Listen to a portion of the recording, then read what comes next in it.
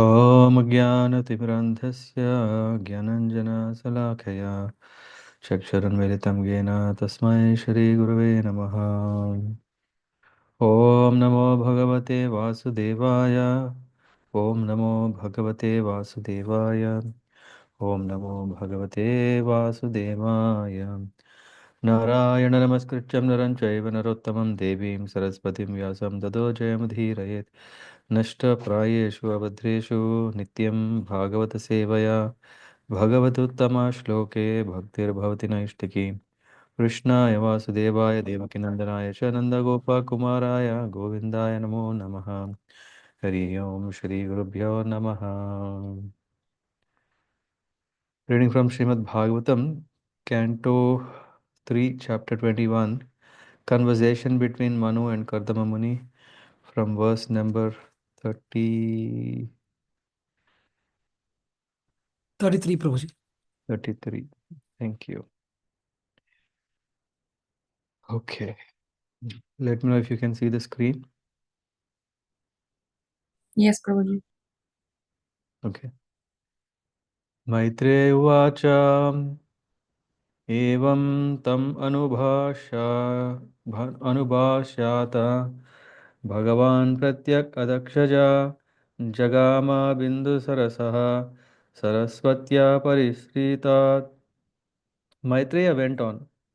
Thus, having spoken to Kardama Muni, the Lord, who reveals himself only when the senses are in Krishna consciousness, departed from that lake called Bindu Sarovara, which was encircled by the river Saraswati. निरीक्षतस्तस्य ययावाशेष सिद्धेश्वराभिस्तुतः सिद्धमार्गः आकर्णयन् पत्र रतेन्द्र पक्षेर उचारितं स्तोमं उदीर्ण सामा. While the sage stood looking on, the Lord left by the pathway leading to Vaikuntha, a path extolled by all great liberated souls. The sage stood listening as the hymns forming the basis of Samaveda were vibrated by the flapping wings of the Lord's carrier Garuda. अथ सम्प्रस्थिते शुक्ले कर्दमो भगवान् ऋषिः आस्ते स्म बिन्दुसरसि तं कालं प्रतिपालयन्. Then, after the departure of the Lord, the worshipful sage Kardama stayed on the bank of Bindu Sarovara, awaiting the time of which the Lord had spoken. Manohsyandanan asthaya शातकौम्ब परिच्छदम् आरोप्य Swan दुहितरं स भार्यः पर्यतन्महीं. Swayambhu Manu with his wife mounted his chariot which was decorated with gold and ornaments. Placing his daughter on it with them, he began traveling all over the earth. Tasmin Sudanvan Ahani Bhagavan Yat Samadhi Sat Upayad Ashrama Padam Mune Shanta Vritasya Tat. O Vidura, they reached the hermitage of the sage who had just completed his vows of austerity on the very day foretold by the Lord. Yasmin Bhagavato Netran Nyapatan Ashrubindavah Kripaya Samparatasya Prapanneriptaya Bhrisham Tadvai Bindu Saro Nama Saraswatya Pariplutam Punyam Sivamrita Jalam Maharshi Gana Sevitam. The holy lake Bindu Sarovara, flooded by the waters of the river Saraswati, was restored by hosts of eminent sages. Its holy water was not only auspicious but as sweet as nectar. It was called Bindu Sarovar because drops of tears had fallen there from the eyes of the Lord, who was overwhelmed by extreme compassion for the sage who had sought his protection. पुण्यद्रुमलताजालैः पूजत् पुण्यमृगद्विजैः सर्वतुफलपुष्पाद्यं वनराजी वनराजी श्रियान्वितम्. The shore of the lake was surrounded by clusters of pious trees and creepers, rich in fruits and flowers of all seasons, that afforded shelter to pious animals and birds, which uttered various cries. It was adorned by the beauty of groups of forest trees. Matta Dvija Gane Gushtam, Matta Brahmara Vibramam, Matta Barhi Nata Topam, Ahvayan Matta Kokilam. The area resounded with the notes of overjoyed birds. Intoxicated beings banded their intoxicated peacocks proudly danced, and merry cuckoos called one another. Kadamba, Champaka, Shoka, Karanja, Vakulasanai, Kunda, Mandara, Puta, Jais, Chuta, Potair, Alankritam, Karandayavai, Flavair, Hamsaihi, Kurarair, Chala Kukutaihi, Sarasai, Chakravakaischa, Chako, Chakorair, Valgukujitam. Lake Bindu Sarovar was adorned by flowering trees such as Kadamba, Champaka, Ashoka, Karanja, Bakula, Asana, Kunda, Mandara, Kutaja, and young mango trees.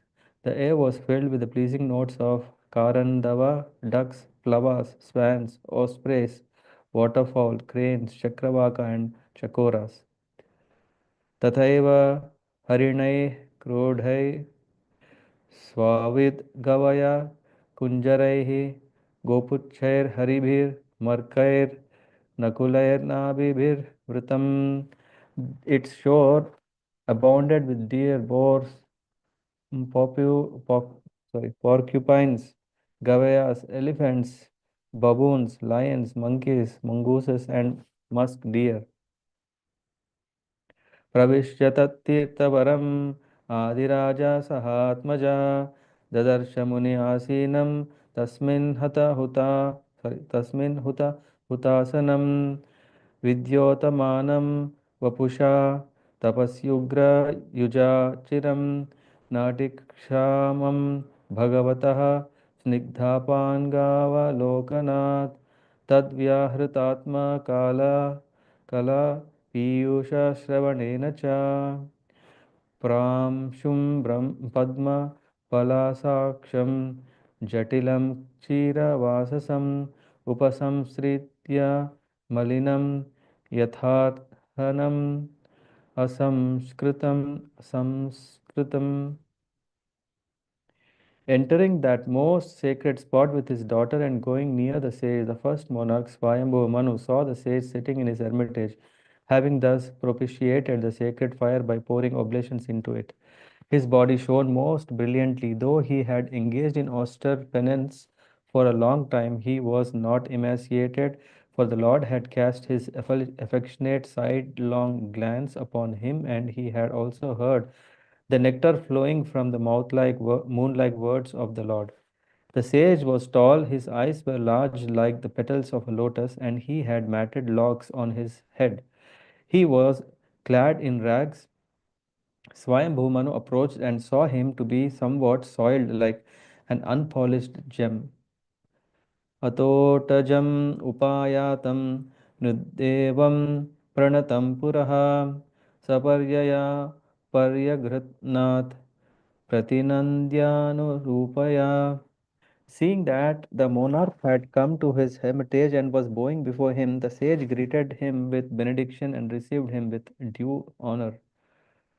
गृहीतार्हणम् आसीनं संयतं प्रीणयन् मुनिः स्मरन् भगवत आदेशम् इत्याह श्लक्षणाया गिरा. After receiving the sage's attention, the king sat down and was silent. Recalling the instructions of the Lord, Kardama then spoke to the king as follows, delighting him with sweet accents.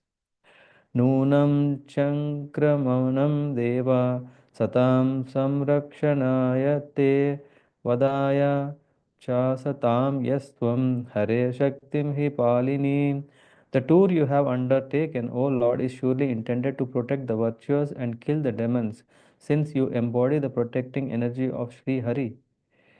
योऽन्क्रे योऽर्केन्द्व अग्नीन्द्रवायूनां यमधर्मप्रचेतसां रूपाणि स्थान आदेस्ते तस्मै शुक्लाय ते नमः. When necessary, you assume the part of the sun god, the moon god, Agni, the god of fire, Indra, the lord of paradise, Vayu, the wind god, Yama, the god of punishment, Dharma, the god of piety, and Varuna, the god of presiding over the waters. All obeisances to you, who are none other than Lord Vishnu.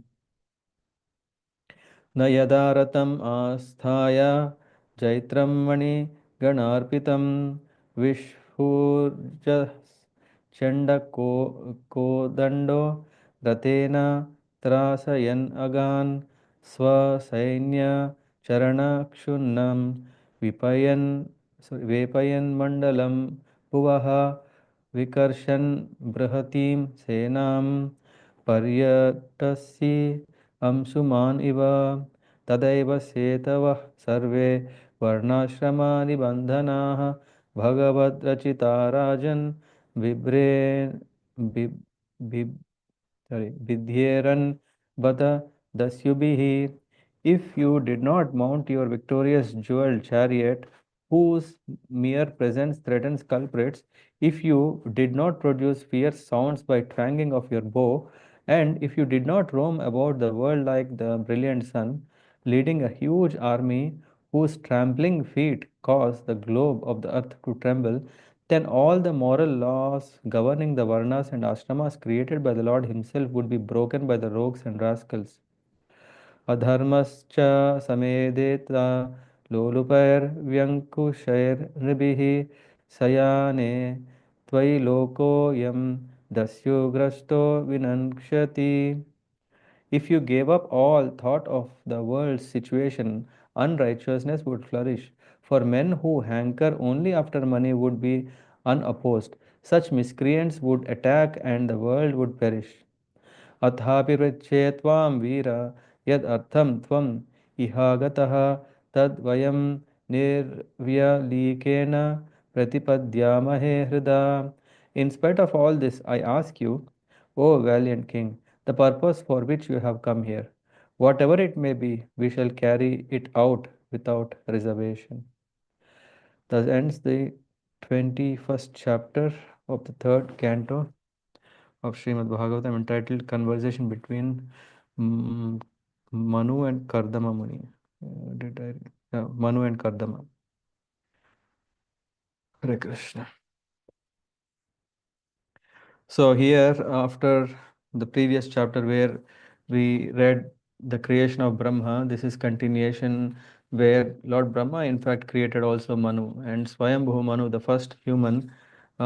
We can see how he is coming and Kardama Muni is instructed by Lord Vishnu because, sorry, Brahma instructs Kardama Muni to expand population. For that he does the tapasya, and out of tapasya he pleases Lord Vishnu. Yeah, here we can see that devotees approach not demigods for benedictions but Lord Hari. And then from 33 you said, right? So the Lord departs after blessing him, yeah, and Swayambhu Manu enters. So there is the description that the Lord who travels himself only when the senses are in Krishna consciousness departed from Bindu Sarovar encircled by the river Saraswati. Hmm. I think currently Saraswati Pushkaras are going on, if I'm not wrong. I think it's till end of this month. Yeah.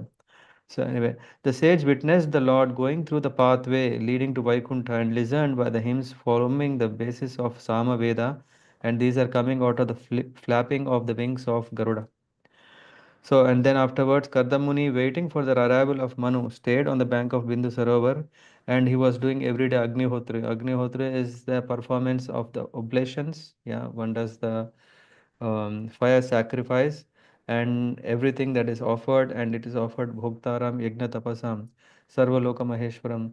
That is the spirit. It's not like, okay, everyone offers this fire sacrifice every day for one's own well being, for own prosperity. No, it is for self realization. That's what we will also see later. So then there is a description of Bindu Sarovar, which is that holy lake was called Bindu Sarovar because it was mixed with the tears of the Lord, who was overwhelmed by extreme compassion for the sage. Who was that sage? Kardama Muni. Filled with the waters of Saraswati, it was pure, auspicious, and sweet, and worshipped by the great sages. So you can see, and then there is further explanation about the pious trees, the birds, beasts, trees, birds that are there, animals that were there, and then we come to where Kardama Muni receives Swayambhuva Manu. Yeah, so he sees that Swayambhu Manu, who is been traveling all over the planet, he is coming, and and when he came, finally he saw in the deep of this forest was a hermitage, and in that hermitage was a hermit, and he was not just ordinary.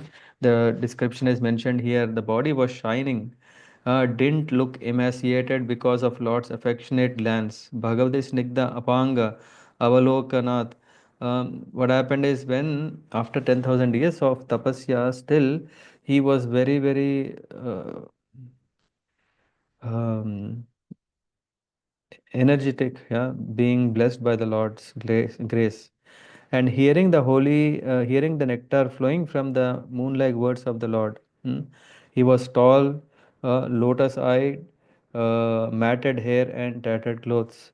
He appeared soiled like unpolished gem. Means, yeah, of course, yeah, one who is so much absorbed in tapasya, usually he may not be so much careful of taking complete care of tender skin and all these things. So, seeing that Manu was bowing, Kardamuni, he received him with due honor. And I will quickly go to my notes. Give me 1 second. 48. We go to verse 48. Mhm. Mhm. Yeah. So, and after receiving, so here we see that the tour you have, I mean, Kardamuni is welcoming the king and he's saying, after touring, uh, O Lord, is surely intended to protect virtuous and kill the demons. So, here the point is mentioned, Prabhupada is mentioning in the purport, it appears from many Vedic literatures, especially histories like Srimad Bhagavatam and other Puranas, that the pious kings of old used to tour their kingdoms in order to give protection to pious citizens and to chastise miscreants or impious. Sometimes they used to kill animals. I mean, this is a question we come across. Um, Kings are they supposed to kill animals? Are they supposed to eat meat and all these things? So here we can see sometimes they used to kill animals in the forest to practice the killing art, because without such practice they would not be able to kill the undesirable elements. So Kshatriyas are allowed to commit violence in that way because violence for a good purpose is a part of their duty. So anyway, so we can see that modern heads of the state sit very nicely in their palaces and try without reason to kill innocent persons, not even animals. So one should learn going back to see how the ruling community was ruling very dutifully. And then it said that when necessary, you assume the part. I mean, Swayambhu Manu is representing the Supreme Lord, yeah, being he is the ruler of the planet, and yeah, it says, since the sage Kardama was a Brahmana and Swayambhuva was a Kshatriya, the sage was not supposed to offer obeisances to the king. One may see king is the head of everything, so one should offer. No, but because socially his position was greater than king's, but he offered his obeisance to Swayambhu Manu because, as Manu, king and emperor, he was the representative of the Supreme Lord. The Supreme Lord is always worshipable, regardless whether one is a Brahmana, a Kshatriya, or a Shudra. As representative of the Lord, the king deserved respectful obeisances from everyone. So it is not being a Kshatriya is the reason, but being a king who is representing the Lord is the reason why Brahmanas offer obeisances. Of course, here Kardamuni has offered his benediction to the king. That's what we see. And Kardamuni, in fact, says, if you do not mount your chariot, uh, whose mere presence threatens culprit. So why you travel all is because you want to establish a sound varna and ashramas and maintain them, because these are created by the Lord Himself. If you do not do this, then the rogues and rascals will break it. That's why it's very important that you uh, are doing this tour for the welfare of everyone. And you take the form as sometimes as Agni Dev, as Varuna Dev, as Indra Dev, as Yamadev, and all these things, so that you are protecting everything. In the purport, Prabhupada mentions that the spiritual orders are divided into four ashramas. Again, I say spiritual. It is the duty of the responsible king to protect the social and spiritual orders in human society. Spiritual orders, what are they? Brahmana, no, Brahmachari, Grihastha, Vanaprastha, and Sannyas. These are spiritual orders according to work, and according to social orders are divided based on the work. What is that? Um, Brahmana, Kshatriya, Vaishya, and Shudra. Hmm? So, according to work and qualification, are made up of Brahmana, Kshatriya, Vaishya, and Shudra. So, these social orders, according to different grades of work and qualification, are described in Bhagavad Gita. Unfortunately, for want of proper protection by responsible kings, the system of social and spiritual uh, orders has now become a hereditary caste system. So sometimes we are challenged why in 21st century do we need to have these classifications? But it is not the actual system. Human society means that society which is making progress towards spiritual realization. If there is no setup, or if whatever we are thinking on the name of equality, humanity, and integrity and all these things, but if we don't advance spiritually, then all the system is waste. That's why the Lord Himself has provided this system. And in fact, in the purport, Prabhupada writes, thus the varnashram system has now been degraded into caste system. The institution of four varnas and four ashramas is confirmed herewith to the Bhagavad Rachita, means designed by the Supreme Lord. And though it may be dormant, either covered, just like sun, uh, let me read exactly. The divisions of Varna and Ashrama will continue to exist, either in their original or in degraded form. But because they are created by the Lord, they cannot be extinguished. Which means one may not say, hey, we don't have such system, we don't need that system. No, it is still there, whether degraded or in full. Just like a sun, they are like the sun, a creation of God, and therefore will remain. Either covered by clouds or in a clear sky, the sun will continue to exist. Similarly, when the Varnashrama system becomes degraded, it appears as a hereditary caste system. But in every society, there is an intelligent class of men, a martial class, a mercantile class, and a laborer class. When they are regulated for cooperation among communities according to Vedic principles, then there is peace and spiritual advancement. And whether we name it or not, the system is still there, and based on the logic and the purpose, it is there. And if it's followed, it offers peace and advancement. And and it says, if you give up all thought of world's situation, unrighteousness would flourish. Such miscreants would attack the world, and the world would perish. So for that reason, yeah, you have come, you are maintaining this. Athapi prachet tvam veera yat artham tvam ihagata tad vayam nirvya likena pratipadyamahe hridam. This is very nice. In spite of all this, of course, yeah, as a king, you may not have a special purpose, but yeah, you are coming out for protecting everyone. But still, you have come to my home or my hermitage. I ask you, the purpose for which you have come here, whatever it may be, we shall carry it out without reservation. This is very important. In fact, Prabhupada writes it's called Bhakti Karya. This reciprocal relationship is called Bhakti Karya. Formerly, it was customary that the sages used to go to the kings and the kings used to visit the sages in their hermitages. Each was glad to fulfill the other's purposes. So, uh, Kshatram means royal order, and Dvijatvam means Brahman, yeah, the twice born. So, the royal order would give protection to the Brahmanas for the cultivation of spiritual advancement in the society. And what will the Brahmanas do? The Brahmanas would give their valuable instructions to the royal order on how the state and citizens can gradually be elevated in spiritual perfection. Hare Krishna. Thank you very much.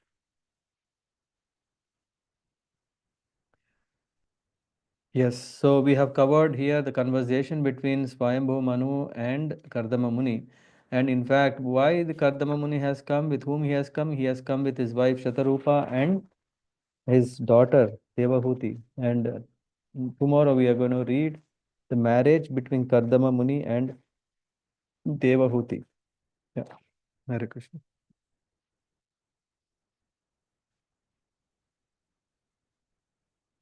Any questions or anyone want to share something? Hare Krishna, Prabhuji. Hare Krishna. Yes, Prabhuji. Actually, even when you were reading the translation, I also like that part where, although Kardama knew right from the lordship itself that Swayambhu Manu will come with his wife and daughter to get Mhm. her married to you, but still, in the end, when after the glorification, he asks, "What is your purpose?" He's not just assuming that, okay, yeah, Lord have told me, and you have just come to give my daughter. So yeah, this was Etiquettes, yeah. yeah. It was very nice that Mhm. even though he had this confirmation from the Lord, but nothing to assume and Mm. do it in a proper way. So yeah, this Yeah. was something And which I. also there we can see the spirit of service. Still, it's like, yeah, we can see this Kshatram Dvijatvam, that Kshatriya comes to Brahmanas to help the Brahmanas, and Brahmanas goes to Kshatriya to help him. And here the king comes. So it's not only of self-interest of, okay, now I'm going to get married, or no, not only that, but he is keen to say whatever it might be, whatever you want, I would like to offer you service. Yeah. Yes. Yes. Yeah. Yeah.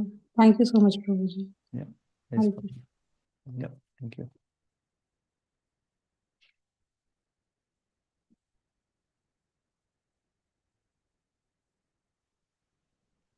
Okay, then thank you very much. Bang on time. Yeah, talk to you tomorrow. पंचाकल्पतरुभ्यश्च कृपा सिन्धुभ्येव च पतितानां पावनेभ्यो वैष्णवेभ्यो नमो नमः। ग्रंथराज श्रीमद्भागवतम की जय। श्रील प्रभुपाद की जय। निताय गौर Premanand. Hare Krishna, Prabhuji. Krishna. Hare Krishna. Thank you. Hare